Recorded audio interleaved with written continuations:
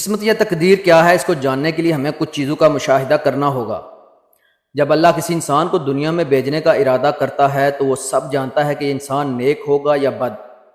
کچھ چیزیں انسان کی زندگی میں فکس ہوتی ہیں، جیسے انسان کا پیدا ہونا اور اس کا مرنا وغیرہ، جنہیں اللہ فکس لکھتا ہے اور جنہیں کوئی نہیں بدل سکتا۔ اور رہی بات باقی چیزوں کی، تو اللہ تعالیٰ کے پاس علم الغیب ہے، اور علم الغیب کہتے ہیں اس چیز کا علم رکھنا کہ مستقبل میں کیا ہونے والا ہے۔ قسمت یہ نہیں ہے کہ اللہ تعالیٰ نے لکھا تھا اس لیے تمہارا ایکسیڈنٹ ہوا۔ قسمت یہ نہیں ہے کہ اللہ نے لکھا تھا کہ تم ایک مسلمان بنو گے اس لیے تم مسلمان ہو۔ اللہ تعالیٰ غیب کا علم رکھتا ہے، وہ جانتا ہے کہ جس انسان کو وہ دنیا میں بھیج رہا ہے وہ دنیا میں جا کر کیا کرے گا۔ چونکہ اللہ تعالیٰ کو پہلے سے علم ہوتا ہے کہ یہ انسان نیک بنے گا، اس لیے اسے نیک لکھا جاتا ہے، نہ کہ قسمت یہ کہ اللہ نے اس انسان کو نیک لکھا اس لیے وہ نیک بنا۔ ہرگز نہیں۔ اللہ پاک نے انسان کو فری ول دیا ہے، اسے سوچنے سمجھنے کی صلاحیت دی ہے، گناہ اور نیکی کے اعمال کرنے کی صلاحیت دی ہے۔ چونکہ اللہ پہلے سے جانتا ہے کہ انسان دو راستوں میں سے غلط راستہ چنے گا، وہ ایک طرح سے اسکرین پر فلم کی طرح انسان کو دنیا میں بھیجنے سے پہلے جو وہ کرے گا سب دیکھ رہا ہوتا ہے، اور جو انسان کرتا ہے وہی لکھتا ہے۔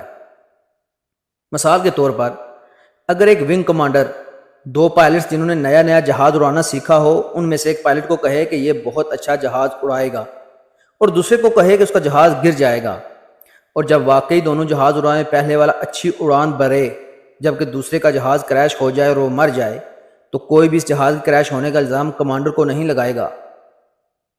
کمانڈر نے صرف پیشن گوئی کی تھی کیونکہ اس نے دوسرے پائلٹ کو دوران ٹریننگ جہاز پر کم توجہ دیتے دیکھا تھا۔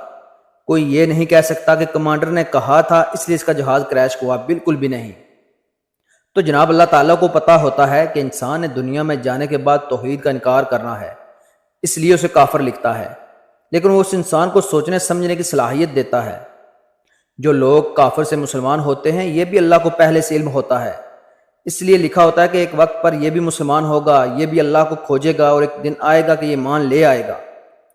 اس لیے اللہ کی اس تقدیر میں مسلمان ہونا لکھتا ہے، نہ یہ کہ اللہ نے اس کی تقدیر میں مسلمان ہونا لکھا اس لیے وہ ہو گیا۔ اللہ تعالیٰ یہ بھی جانتا ہے کہ انسان پر کون سی مشکل آئے گی اور پھر وہ انسان دعا مانگے گا۔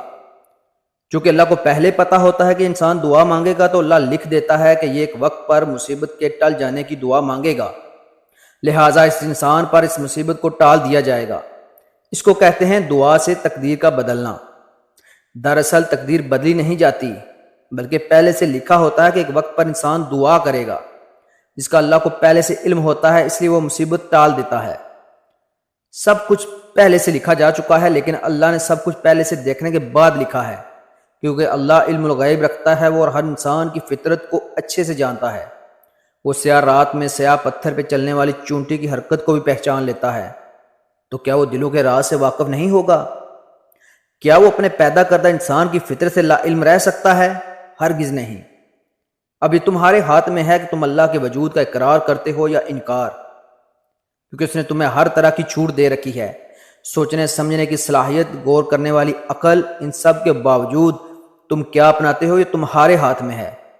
اللہ نے تمہیں مجبور نہیں کیا، اور اگر تم توبہ کرو گے تو یہ مت سمجھنا کہ اللہ تعالیٰ نے لکھا کہ میں توبہ کروں گا، اس لیے بنا کچھ سوچے سمجھے توبہ کر رہا ہوں، بلکہ اللہ پہلے سے جانتا ہے کہ تم توبہ کرو گے یا نہیں۔ اگر توبہ کرو گے تو یہ بھی لکھا ہے، اور نہیں کرو گے تو یہ بھی لکھا ہے کہ سوچنے سمجھنے کی صلاحیت کے باوجود توبہ نہیں کرے گا۔ لوگ اپنی ناسمجھی کا بوجھ تقدیر پر ڈال کر بری ذمہ ہو جاتے ہیں، جبکہ وہ جانتے ہی نہیں کہ انہوں نے ایسا ہی کرنا تھا۔ یہ اللہ تعالیٰ پہلے سے جانتا تھا، اس لیے اللہ تعالیٰ نے ایسا لکھا۔ امید ہے اب آپ تقدیر و قسمت کو سمجھ چکے ہوں گے۔